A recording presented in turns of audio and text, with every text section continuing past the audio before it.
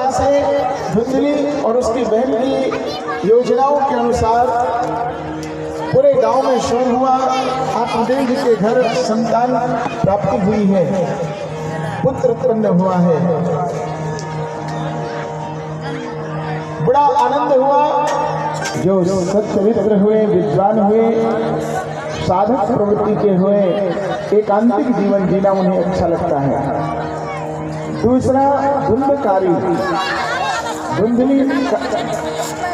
धुंधकारी के माता का नाम धुंधली और धुंधली का पुत्र धुंधकारी ही होगा।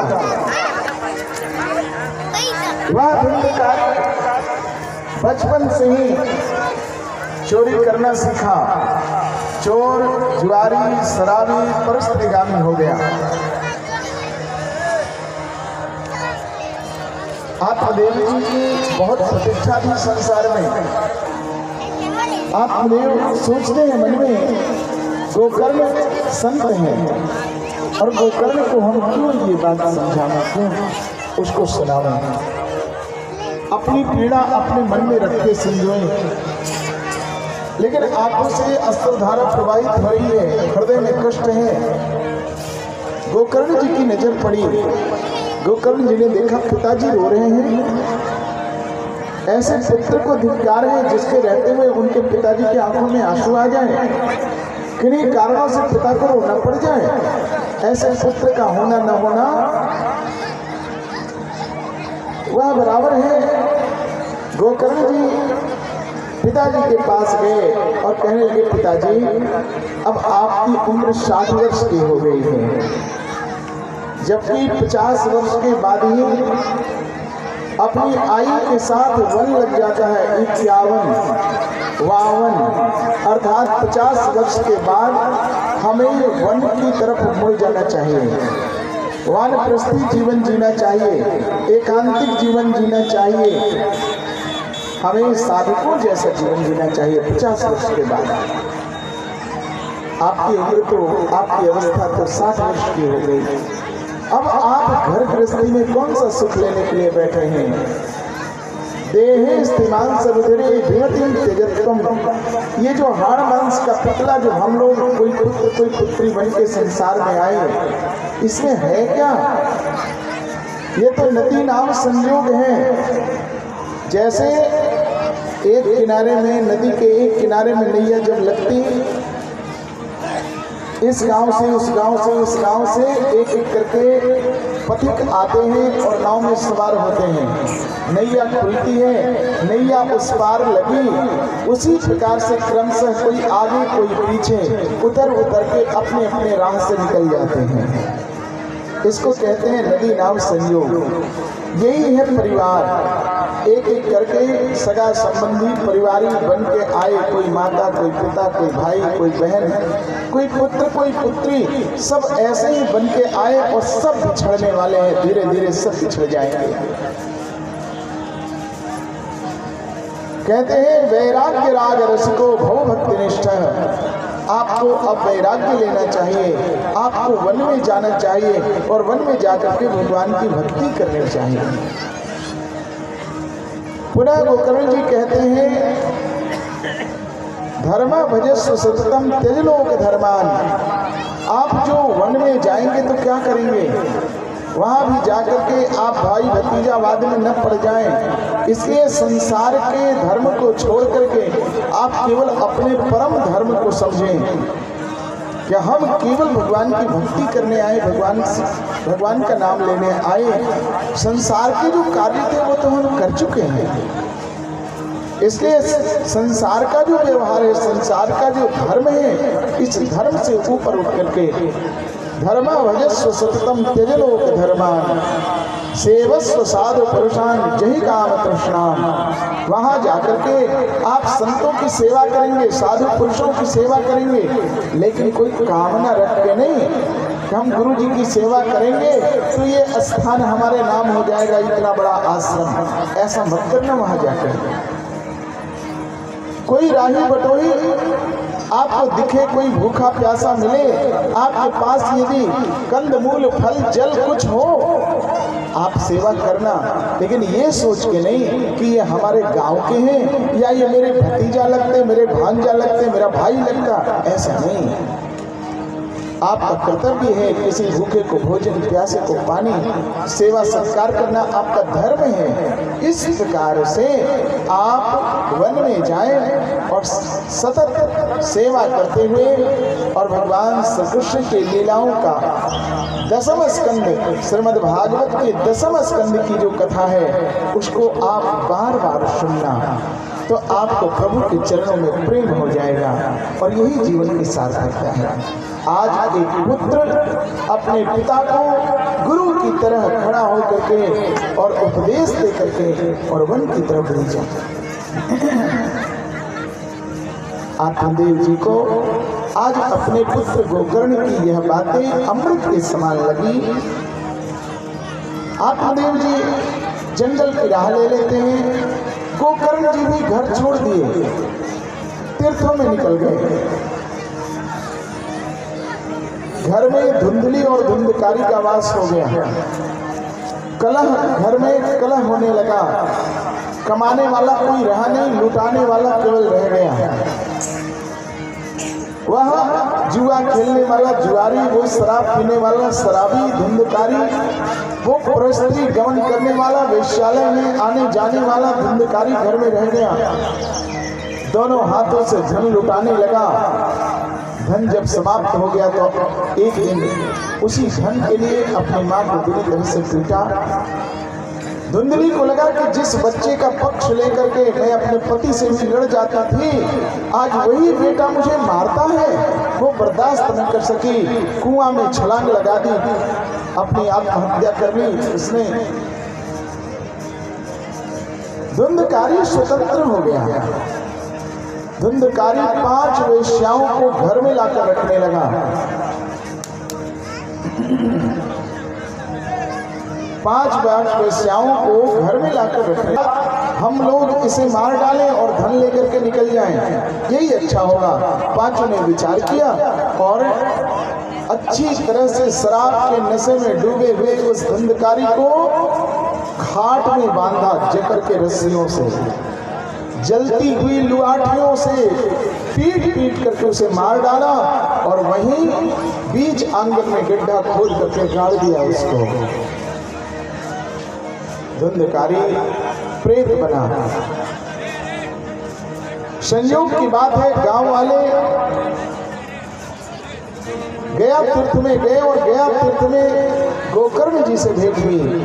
आग्रह पूर्वक गांव वालों ने आग्रह किया, हे गोकर्ण जी महाराज, आप संत हैं, आप गांव पधारें, कृपा करें। वैसे आपके घर में कोई है नहीं, ऐसे सांकल लगा रहता है, बंद है दरवाजा। गांव वालों के आग्रह पर गोकर्ण जी महाराज गांव आए, दरवाजा खोला, देखते हैं सब कुछ छिन्न भिन्न पड़ा है, घर में कुछ है नहीं। संत हैं, एक रात्रि बिताना है, फिर देखा जाए। जैसे ही तरह तरह की आवाज होने लगी, गोकर्ण जी को लगा आखिर ये कैसी बाधा है, ये कौन हो सकता है। इतने में एक काली छाया सामने में प्रकट हुई। गोकर्ण जी ने कहा, तू कौन है? प्रेत, पितर, गंधर्व, यक्ष, किन्नर, कौन है तू? और इस प्रकार से मुझे क्यों डराना चाहता है? वो बोलना तो चाहता है किंतु बोल नहीं पा रहा है। गोकर्ण जी अपने कमंडल से जल लिया, अभिमंत्रित करके उस काली छाया के ऊपर छोड़ा, उसे बोलने का सामर्थ्य मिला और वह बोल पड़ा, अहम भ्राता त्वदयोऽस्मि धुंधकारी के नामतः स्वकीयेनेव दोषेण ब्रह्मत्वं नाशितं मया। अहम भ्राता त्वदयोऽस्मि, मैं आपका छोटा भाई धुंधकारी प्रेत योनि में पड़ा हुआ हूँ। स्वकीय नेव दोषेन ब्रह्मत्वं नाशितं मया, इसमें किसी का कोई दोष नहीं है। मैं अपने कर्मों का फल भोग रहा हूँ। ब्राह्मण शरीर मिला, सोना के तपाया हुआ सोना के समान शरीर मिला, लेकिन इस शरीर की कीमत हम समझ नहीं पाए। बचपन से ही बुरी लत में, बुरी आदतों में मैं फंस गया और परिणति पर यह पहुंचा कि आज मुझे प्रेत योनि मिली है। भैया, मुझे न खाना मिलता न पीना मिलता। पिंड दान किया है, जब आपने जल दान किया है, तर्पण किया है, वो जल मुझे मिला, लेकिन उसके बावजूद मुझे न खाने को कुछ मिला न पीने को कुछ मिला। आज बोल भी पाया तो आपकी कृपा से बोल पाया है। भैया, आप मेरा उद्धार करें, मुझे इस प्रेत योनि में बहुत कष्ट है। अब छोटा भाई प्रेत योनि में पड़ा हो, बड़े भाई को नींद कैसे आवे? मानो गोकर्ण जी महाराज की आंखों की नींद उड़ गई। गोकर्ण जी महाराज ने कहा, भाई तू चिंता मत कर, मैं कुछ न कुछ अवश्य व्यवस्था करूंगा तेरे लिए, तेरे उद्धार के लिए। सुबह होते ही गोकर्ण जी महाराज आसपास में रहने वाले संत विद्वानों को बुलाया। एक बहुत बड़ी सभा की गई। गोकर्ण जी महाराज ने पूछा कि मेरा भाई धुंधकारी प्रेत योनि में पड़ा हुआ है, उसका उद्धार कैसे होगा? वह मार्ग आप लोग बताएं। संत विद्वानों ने कहना शुरू किया। किसी ने कहा, आप 24 लाख गायत्री मंत्र का जप करा लें, कर लें, आपके भाई का उद्धार हो जाएगा। कोई कहते हैं महामृत्युंजय मंत्र का जप कर लो, करा लो, उद्धार हो जाएगा उसका। गोकर्ण जी को लगता है शायद मेरे प्रश्न का समुचित उत्तर मुझे नहीं मिल रहा है। संतों विद्वानों को भी लगा कि गोकर्ण जी हमारे उत्तर से संतुष्ट नहीं हो रहे हैं। सुबह सुबह का समय था, भगवान सूर्य नारायण उदित हो रहे थे। सो संतों ने कहा, हे गोकर्ण जी महाराज, आप तो योगी हैं, क्यों नहीं आप भगवान सूर्य नारायण से ही पूछ लेते हैं जाकर के। अपने भाई के उद्धार का रास्ता आप उन्हीं से पूछ लें। गोकर्ण जी महाराज अपनी स्थूल शरीर से निकल के सूक्ष्म शरीर के द्वारा भगवान सूर्य नारायण के पास पहुंचे। वहां जाकर के भगवान सूर्य नारायण को नमस्कार किया और कहा, हे प्रभु, हमारा भाई धुंधकारी प्रेत योनि में पड़ा हुआ है, उसके उद्धार का मार्ग बताएं। भगवान सूर्य नारायण ने आदेश दिया, श्रीमद्भागवतान मुक्ति सप्ताहम वाचनम करो। जाओ और जाकर के श्रीमद् भागवत की कथा अपने भाई को सुना दो, उसका उद्धार हो जाएगा। गोकर्ण जी महाराज अपने शरीर में लौटे। गांव वालों ने सुना और गांव वालों ने व्यवस्था की। बड़ा स्थान देख करके उसको झंडी पताका से खूब सुंदर से सजाया गया, सुंदर व्यासपीठ बनाया गया और उस व्यास आसन पर स्वयं गोकर्ण जी महाराज विद्वान हैं, ब्राह्मण हैं। सो वही व्यास आसन पर प्रतिष्ठित होकर के श्रीमद् भागवत की कथा कहने की पूरी तैयारियां जब हो गई तो अपने भाई धुंधकारी को 7 गांठ वाले बांस में प्रतिष्ठित किया और उनको श्रीमद् भागवत की कथा सुनाना प्रारंभ किया। गोकर्ण जी महाराज एक एक दिन कथा सुनाते और कथा के विराम पर कच्चे बांस की एक गांठ फट जाती। 7वें दिन 7वीं गांठ फटी और धुंधकारी दिव्य रूपधारी हो गया। धुंधकारी को ले जाने के लिए भगवत पार्षद वैकुंठ से दिव्य विमान लेकर के आए हैं। दिव्य विमान पर दिव्य रूपधारी धुंधकारी जब चढ़ने लगा, गोकर्ण जी महाराज भगवत पार्षदों से प्रश्न करते हैं, हे भगवत पार्षदों, हे देवों, जब कर्म समान रूप से हुआ है तो फल में भेद क्यों? यहाँ तो इस कथा को इतने लोगों ने सुना, पूरे गांव के लोगों ने सुना है, तो विमान केवल एक ही क्यों आया? विमान तो सबके लिए आना चाहिए था।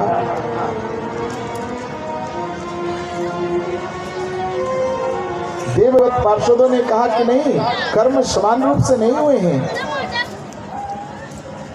कर्म में भेद है। जितनी अनन्यता से, जितने प्रेम से इस धुंधकारी ने इस कथा को सुना है, उतने प्रेम से, उतनी अनन्यता से किसी ने कथा नहीं सुना।